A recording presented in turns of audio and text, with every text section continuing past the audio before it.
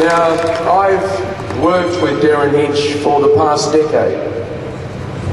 Take it from me, he is a truly extraordinary man. He's soft and gentle, yet tough at the same time. His passion and conviction are real. When he knows he's right, he will not let up. He's like a dog with a bone. He will chew on that bone until there's no more. There are big-name radio presenters all around the country, but don't let them fool you. They are not a patch on Derryn Hinch.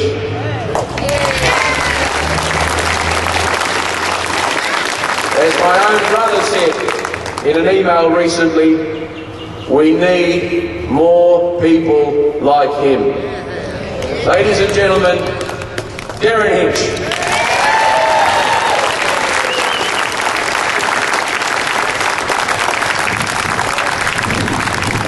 Thank you, Tony. Please thank Tony Taylor for the work he's done here today. Thank you, Tony. Now, some of you may be aware, of course, that I didn't think I'd be here today. If all had gone according to plan, right now I'd be, I hope, still in the intensive care unit, just coming out of the intensive care unit at the Austin Hospital with a new liver that would keep me alive. Chanel and I went at 11:10. We got the call on Tuesday night, went to the hospital and waited 9 hours, and in the end it wasn't a match, we had to go home. We often wonder what happens when the call arrives. And well, you have a shout, you won't have one for another few days, you have a shave, all this thing, you've got your bag packed anyway. But I said to Snell, well, whatever happens tomorrow, I said, the rally must go ahead. The rally must go on. And so then, just after the news that maybe I was going to get a transplant, the call we've been waiting for about 7 months, I then sat down at the computer and wrote you all a note. So I thought, seeing I did turn up, I'm not going to waste it. And what I wrote within about 15 minutes, with one eye on the clock because the car was coming to pick us up and take us to hospital, I wrote this. I said, I just want to say how sorry I am not to be with you. It's like speaking from the grave, isn't it? This rally and your support means the world to me. But you must keep in mind, this was always about the issue, about the children, and not about me. I hope I'll be up and about and back on 3AW and fighting the fight again, and asking the old question, who's looking after the children? And by showing up today, all of you are saying, we are. And for that I thank you. Now, the suppression orders have been talked about by earlier speakers. You know that this is a suppression city. You know that they hand them out like confetti. You know we have crazy situations where even recently, where an offender escaped from supposedly under supervision, the police could not even release his photograph till they'd been to court to get a suppression order lifted.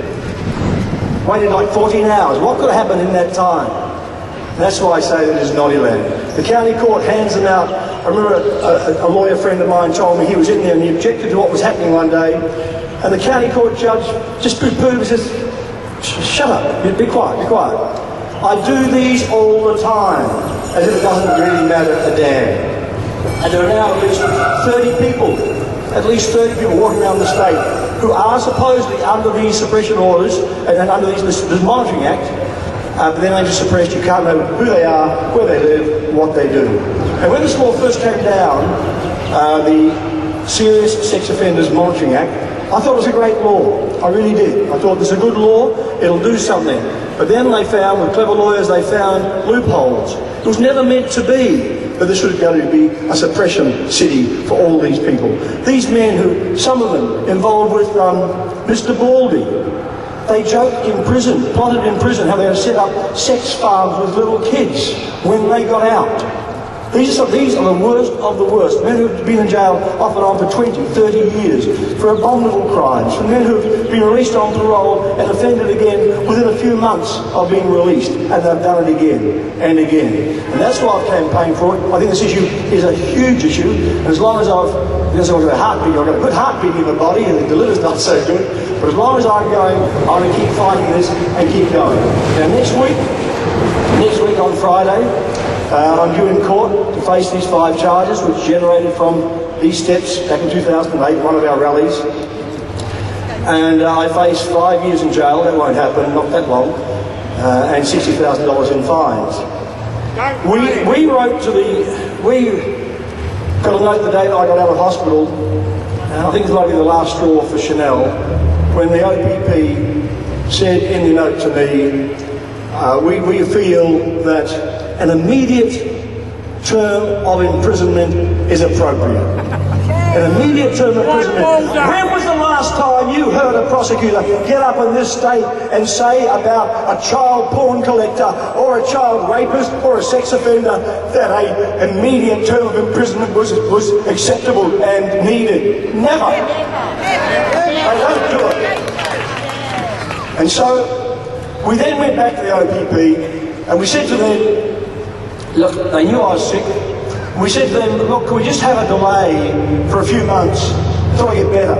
Because I'm not avoiding jail. If that's what it comes to, I'll do it. I've done it before.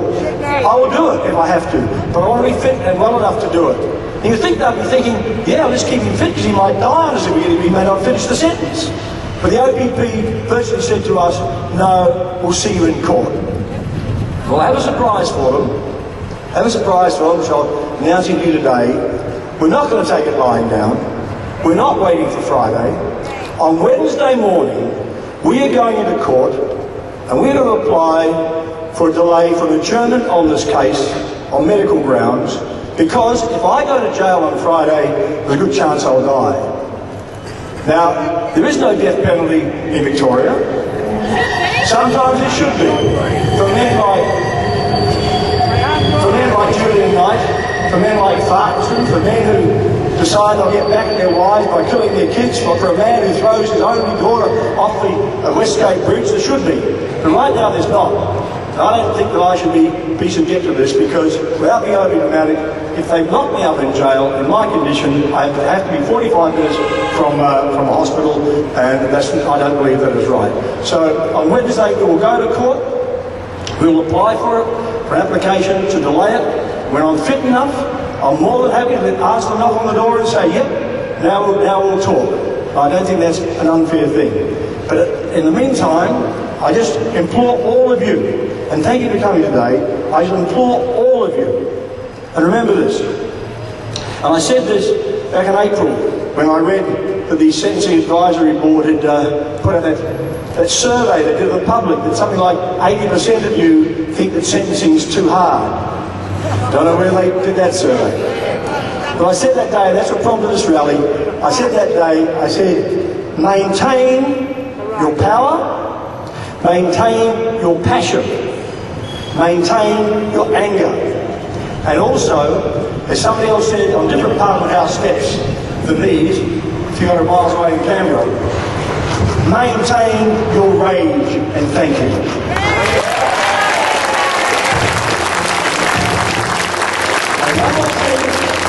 One more thing, just remember, never ever forget it, for the sake of your children, you're the voice. Thank you.